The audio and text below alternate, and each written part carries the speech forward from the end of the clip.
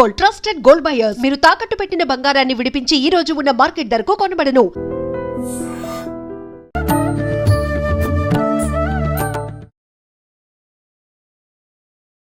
నమస్కారం, welcome to I dream. ధర్మ మార్గం విత్ విజిత కార్యక్రమానికి స్వాగతం. ప్రస్తుతం మనతో పాటు ఉన్నారు ప్రముఖులు శివరుద్ర సాధు గారు. ఇప్పుడు వారితో మాట్లాడి మనకు రాఖీ పౌర్ణమి రాబోతోంది. రాఖీ పౌర్ణమి అనగానే ఒకరితో ఒకరు అంటే ఒకరి మంచిని కోరుకొని వారికి కట్టే రక్ష అని అంటుంటారు. లేదు, ఇది కంప్లీట్గా అన్నా చెల్లెళ్లకు సంబంధించింది మాత్రమే అని అంటూ ఉంటారు. అసలు ఈ రాఖీ అనేది ఎక్కడి నుంచి ప్రారంభమైంది ఏంటి అనే విషయాలు ఇప్పుడు వారితో మాట్లాడి తెలుసుకుందాం. నమస్కారం అండి. నమస్కారం అమ్మా. మనకు ఈ ఆషాఢ మాసంలో వచ్చే ఆషాఢ అమావాస్యకు గల విశిష్టత ఏంటి? ఆ రోజున ఎటువంటి విధి విధానాలు ఆచరించాలో వివరించండి. ఆషాఢ మాసము అంటే అమ్మా, మొన్న పౌర్ణమి పోయిన తర్వాత ఆషాఢ మాసాన్ని మనము బహుళ అమావాస్య అంటారు దీన్ని. ఈ బహుళ అమావాస్య యొక్క ప్రత్యేకతలు అంటే ఏ విధంగా పాటించాలి, అసలు ఇన్ని అమావాస్యలో వచ్చిన తర్వాత ఒక్కొక్క అమావాస్యకి మనకి ఏమేమి అంతరార్థాలు ఇస్తుంటుంది అంటే సమాజ శ్రేయస్సు కోసం మనం ఏం పాటించవలేను అని అన్నప్పుడు ఈ అమావాస్య అప్పుడు చేయాల్సిన పని ఏంటంటమ్మా, పితృతర్పణాలు అకాల మరణాల చేత ఎవరైతే అవుతారో, ఉదాహరణకి పోయిన నెల చనిపోయారు అనుకోండి, ఎవరైనా సడన్ యాక్సిడెంటో సూసైడో ఇంకేదైనా అయిందనుకోమ్మా, అలాంటి తర్పణాలని శాంతియుతముగా మనం సమర్పించి ఆ మాసం రోజు అంటే ఏదైతే ఇప్పుడు అమావాస్య ఉన్నదమ్మా, ఈ ప్రత్యేకత ఏంటంటమ్మా, ఒక 25-30% అకారణంగా మరణించిన ఆత్మల శాంతి కోసమని తర్పణాలని సమర్పించవచ్చు. సహజంగా మన దగ్గర ఏం చేస్తామంటే అమ్మా, పెద్దర అమావాస్య ఒకటి, తర్వాత మనము మహాలయ పక్షాలని సంక్రాంతి సమయంలో చేస్తాం. అంటే మన దగ్గర మాట్లాడే వర్షను. ఇప్పుడు ఆషాఢ మాసంలో ఏంటంటే అమ్మ, అమ్మవార్లందరూ ఈ దేశ సంచారంలో అంటే ఇప్పుడు పండగల విషయంలో కొన్ని మూడాలని చెప్పి, కొన్ని పెళ్ళిళ్ళు లాంటివి కాకూడదు అని చెప్పి నేను గతంలో ఇంటర్వ్యూలో చెప్పాను, ఎందుకు ఇవి అని చెప్పాను కదమ్మా.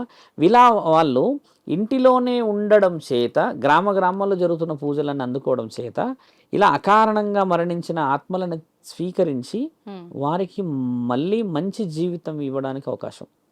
సహజంగా ఏం చేస్తారంటే అమ్మా, సంవత్సరం ఆగాల్సి వస్తుంది. కానీ మన వాళ్ళు ఇప్పుడు మనం చెప్పుకోవడం కంటే ఎక్కువ అమ్మ, వీళ్ళు ఖచ్చితంగా సంవత్సరమే అవుతారు ఏదైతే ముమ్మాటికి. కాకపోతే కొందరు ఉంటారు, అమెరికాలో ఉన్న వ్యక్తి ఇప్పుడు హైదరాబాద్లో చనిపోయారు అనుకోండి, వాళ్ళ చుట్టాలో లేకపోతే ఇక్కడున్న ప్రాంతంలో వచ్చి అక్కడెక్కడ చనిపోయాడు అనుకోండి, అలాంటి వ్యక్తులకి సమయం ఉండదు, అంత్యక్రియలకు రాలేకపోతారు కదా. అలాంటి వ్యక్తులు తర్పణాలని పెడితే నిజముగా అది ధర్మమైనదంటమ్మ స్వీకరిస్తారు. ముఖ్యంగా ఈ ఆషాఢంలో ఈ వచ్చిన బహుళ అమావాస్య రోజమ్మ, సాధువులకి భిక్ష చాలా పవిత్రమైన రోజు. సాధువులకి భిక్ష ఎందుకు, ఇది తెలుసుకోవాల్సిన అవసరం. ఎందుకంటమ్మా, ఈ మాసం మొత్తం మన తెలంగాణ అని కాదు, వేరే వేరే వేరే వేరే ప్రాంతాల వారు వేరే వేరే విధాలుగా పండుగలు చేస్తూనే ఉంటారు. మన దగ్గర బోనాలు అనేది హడావిడి కదమ్మా. సాధువుల యొక్క ఒడే ఎందుకు నింపాలి అని అంటున్నాంటమ్మా, మొన్న పోయింది గురు పూర్ణిమ. గురు పూర్ణిమ నుంచి 45 రోజులు ఈ పండగ వాతావరణాన్ని కొన్ని వంశస్థులు పాటిస్తారు మన దగ్గర. కాబట్టి సాధువులంటే మీరు ప్రత్యక్షంగా చూసినా పరోక్షంగా చూసినా ఒక గురువులతో సమానం వాళ్ళు. అలాంటి వాళ్ళందరి ఒడి నింపుకోవడం పుణ్యమైనది. మొన్న గురు పూర్ణిమ రోజు చాలామందిని పిలిచారు. కొంతమంది ఉంటారు పిలవలేని వ్యక్తులే, కానీ ఇంకొంతమంది ఉంటారు కదమ్మా, అలాంటి వాళ్ళు ఒక సాధువుల యొక్క ఆశీర్వాద బలం కడప లోపటికి తీసుకొచ్చుకొని చేసుకుంటే ఏమి జరుగుతుందంటే, ఒక సాధువు ఇంటికి రావడం 7 జన్మల పుణ్య ఫలం.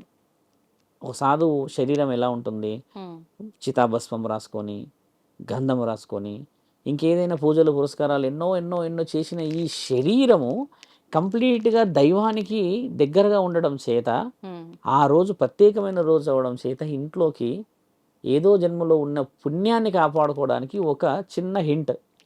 ఇంకో విషయం అయితే, సాధువుల్ని పిలవాలి చేయాలని చెప్పేసి అంత ప్రత్యేకంగా లేని వాళ్ళు ఎక్కడ ఉన్న భిక్షాటకులకి వెళ్ళి ఒక 5 మందికి దానం చేసిన పుణ్యమే. ఇన్ని పండుగలు చేయగలిగిన వాళ్ళం ఒక 5 మంది కడుపు నింపలేమో. బహుళ అమావాస్యని ఎందుకన్నారు స్వామి ఇదని అంటే, దీంట్లో ఉన్న చాలా చాలా చాలా చాలా అంతరార్థాలు చెప్తున్నాం.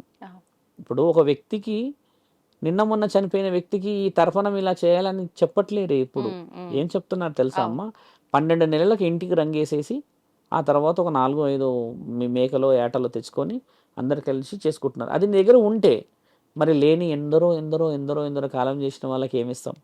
ఇప్పుడు ఇలాంటివి ఉన్నాయి కదా, మొన్న ఫ్లైట్ క్రాష్ అయింది, అవును. అందులో అందరి ఎముకలు కూడా దొరకలేవు కదా, మరి వాళ్ళందరి తర్పణాలు, వాళ్ళందరి పేరు మీద మనం ఒక దీపం పెట్టలేము? అలాంటిది చేయాలి, అప్పుడు పుణ్యం కదమ్మా. ఇప్పుడు ఎలాగో నువ్వు రోజు పెట్టే దీపానికి ఈ అమావాస్య ప్రత్యేకత ఏదనంటే, దైవాదినంలో ఈ అమావాస్యకు ఒక ప్రత్యేకత ఉంది కదా. నేను గతంలో మీరు వేరే వేరే అమావాస్యలు అడిగినప్పుడు, అమ్మ నేను అఖండ జ్యోతి వెలిగించాలి, ఇంటికి తోరణాలు ఇలా పెట్టాలి, ఇంట్లో లోపల దేవతకి ఈ విధముగా మనం నైవేద్యం సమర్పించాలని చెప్పాను కదా. ఇప్పుడు ఉన్న ఈ అమావాస్యది ఏంటంటమ్మా, పితృతర్పణాలు ఎక్కడ అశాంతిగా ఉన్నాయనుకున్న వాళ్ళకి తర్పణం ఇచ్చి, ఎవరి దగ్గర అయితే మన దగ్గరికి రాలేరో వాళ్ళ దగ్గరికి వెళ్ళి పుణ్యం సంపాదించడానికి తీసుకుపోవచ్చును. పండైన ఫలహారమైన తీసుకోవచ్చు. మళ్ళీ ఈ అమావాస్య రోజమ్మ దేవాది దేవతలు, ఇప్పుడు గ్రామ దేవతలు చివరి అమావాస్య అనమాట, వాళ్ళు ఒక దగ్గర స్థిరంగా మళ్ళీ కూర్చుండిపోతారు. ఈ నెల రోజులు హడావిడి ఉండి వాళ్ళ స్థానాలకు మళ్ళీ వెళ్ళిపోతారు అనేది ఒక తరుణం.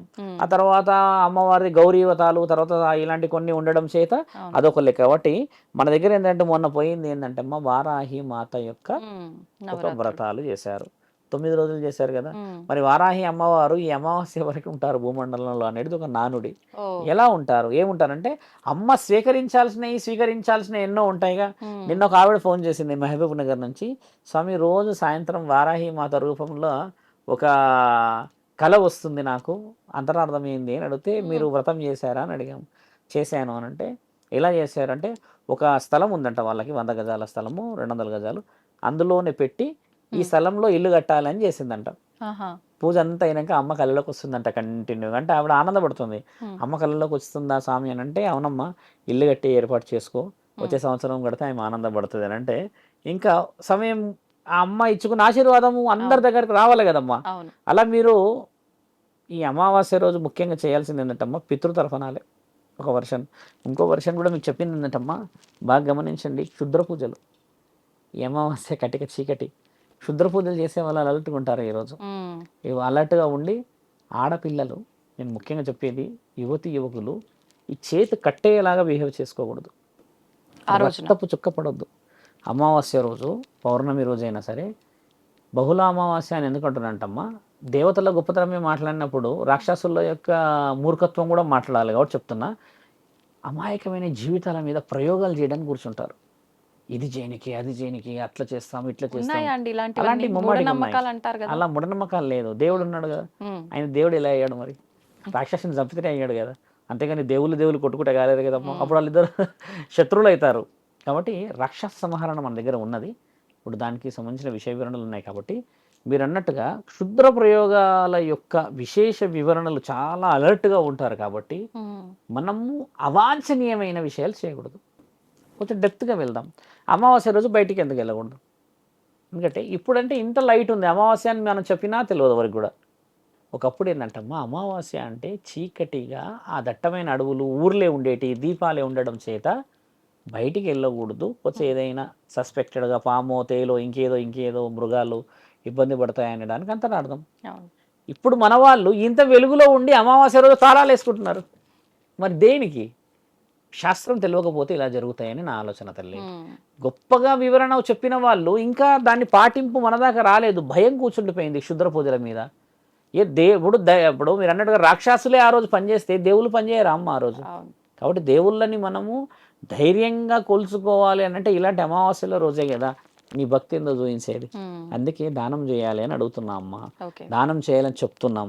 పితృతర్పణాలు ఎందుకు పెట్టాలంటున్నానంటమ్మా, నీ కంటూ ఒక ప్రత్యేకతను ఎప్పుడు చూయించుకుంటావు, మరి ప్రత్యేకత చూయించుకోవడం చాలా ముఖ్యం. గుడికి వెళ్ళి మాంగళ్యంగా అందరూ కావాల్సిన విశేషాలు, పొద్దున్నే శివాభిషేకం చేసుకోవడం. అమావాస్య పౌర్ణమికి శివాభిషేకం చేసిన వాళ్ళకి గౌరవం చాలా బాగుంటుంది తల్లి. కాబట్టి అమావాస్య ప్రత్యేకతలు ప్రతి నెల ఉంటుంది. కాకపోతే ఏంటంటమ్మా, ఇది మా అమావాస్య, మా ఇంటి ఇల వెలుగులు, మా కుల దైవాలు బాగుండాలని అనుకున్న రోజు, ఆ రోజు కూడా అది మంచి రోజులా కనబడుతుంది. లేకపోతే అమావాస్య అనగానే ఇక భయానికి మొదలవుతున్నారు, అలా కాకూడదమ్మా. ధన్యవాదాలండి, మంచి విషయాలు వివరించారు. నమస్తే. నమస్కారం.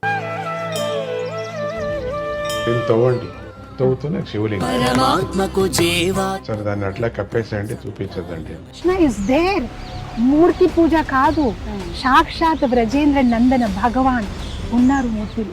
ఏమీ ఆశించకుండా ఆరాధించే వాళ్ళు కూడా ఉన్నారా ప్రభుజీ? నిజమైన భక్తి అంటే మనకు తెలియదు కాబట్టి